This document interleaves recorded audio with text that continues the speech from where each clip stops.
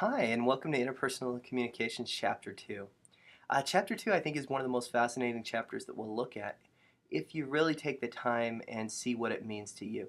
Because it's all about self concept, self esteem, really how we look at ourselves, view ourselves, and how that affects how we communicate with others.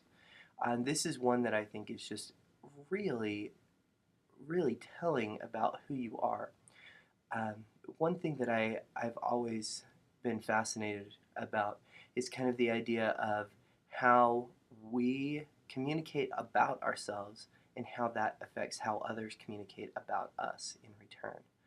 There's a section in this chapter on page 46 on ego boosters and ego busters.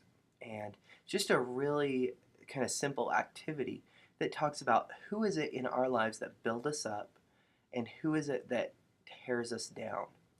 And the funny thing about both those things is that we allow those people to be in that role.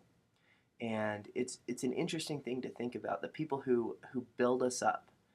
There might be other people who say the same thing, same kind of things as those people, but we allow those people to build us up because of the way that we esteem them. And the same thing with how people who tear us down.